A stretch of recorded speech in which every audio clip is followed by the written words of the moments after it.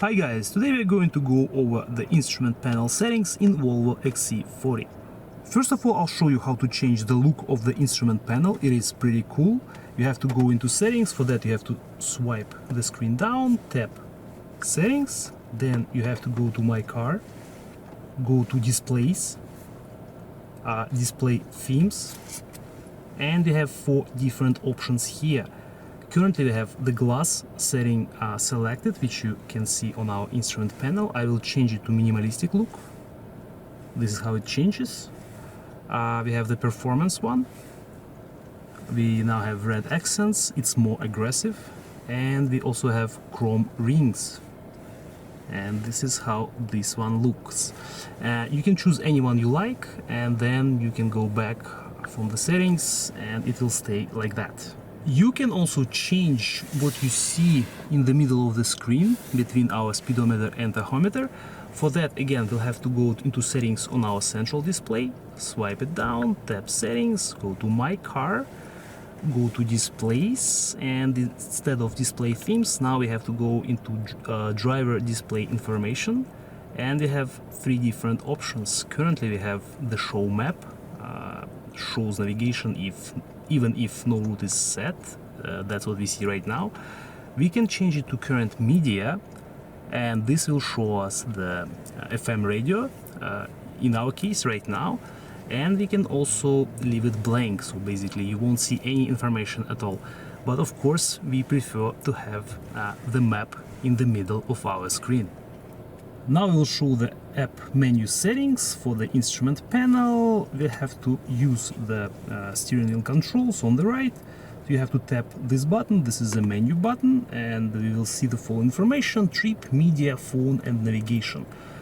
We will start with the trip information. Currently we can see 2 options: trip manual and different data, and trip automatic. And I'll tell you guys what it is. The trip manual, right now you can see the total distance, which is 6,615 kilometers. This is the distance since our last reset, and shortly we'll show you how to reset this information, but for now I'll keep going. Next we have the current fuel consumption since the last reset, 11.3 liters per 100 kilometers.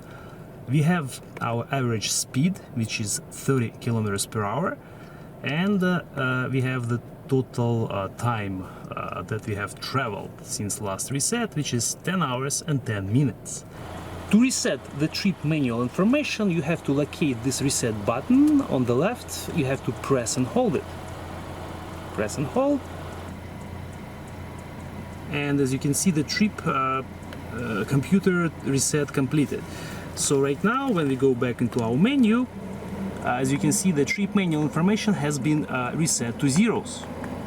Next, we will go over the trip automatic information. We basically have all the same parameters. We have the total distance traveled, 2.4 kilometers. We have huge fuel consumption, currently at 43.6 liters per 100 kilometers. We have our average speed was 4 kilometers per hour, and we have traveled for 35 minutes. Again, this was the short trip with lots of stops. That's why you see this huge amount of liters of fuel consumption. The difference between trip manual and trip automatic is that trip automatic gets reset automatically after 4 hours. So once you turn off the vehicle, after 4 hours, it will reset automatically to zeros. So basically this means that every morning when you go to work, it starts from zeros and shows you the current trip information. Right now I'll show you guys what else we can change here. We can change, well, we can add or remove the odometer information, which you can see right here, 18,000. So if you press on the OK button, you will see the trip information underneath our speedometer. You can add or remove it. Next, we'll see the distance to empty. Right now it's 170 kilometers, and this information, distance to empty, can be seen right here under the tachometer. And again, if you want, you can remove it and it won't be there anymore.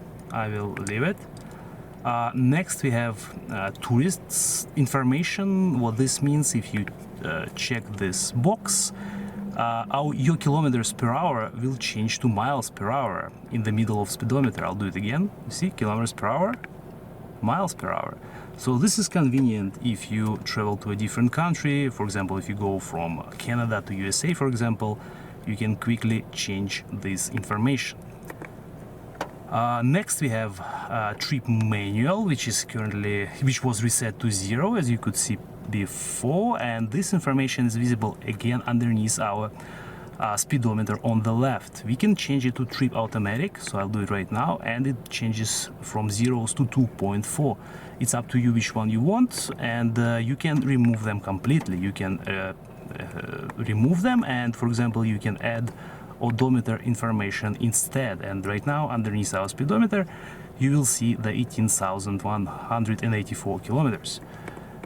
You can have both of them if you want, so I will add trip manual, and we have both data underneath the speedometer.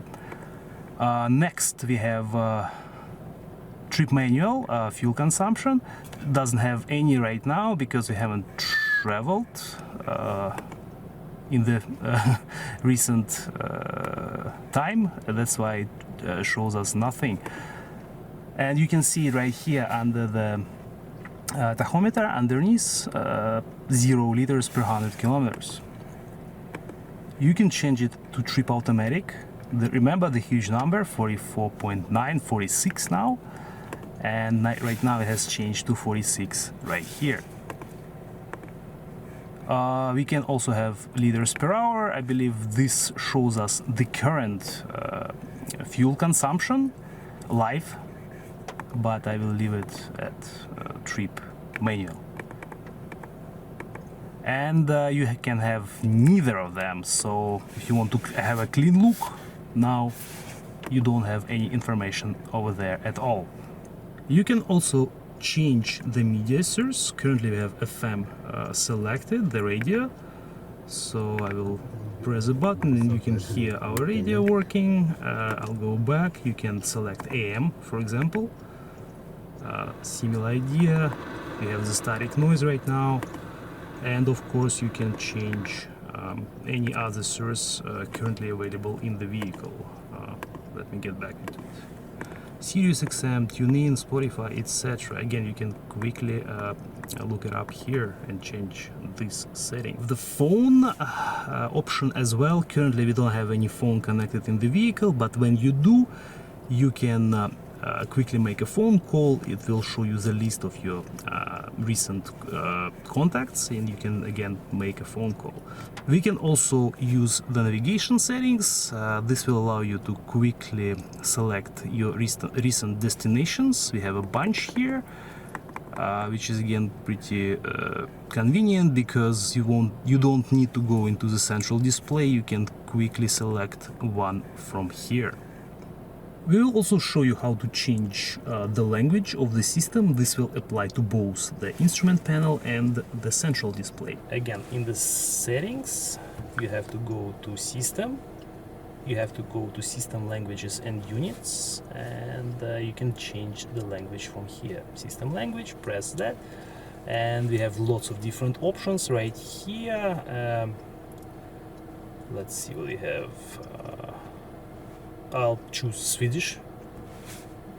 So right now everything, the whole system will switch to Swedish language. And when I go to our media information, phone was changed to telephone.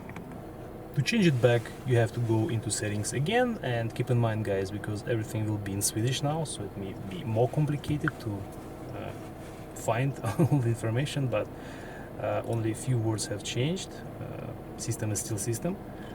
And here I believe we have to go right here and go to Systems Sprague, and I will choose English again and press OK. We have other option of Brit, but we'll press OK. Let's cancel. That's it for our quick instrument panel settings video for today. Thank you guys for watching. I hope this information was helpful. More Volvo XC40 videos will be released soon. Stay tuned, and we'll see you in the next video.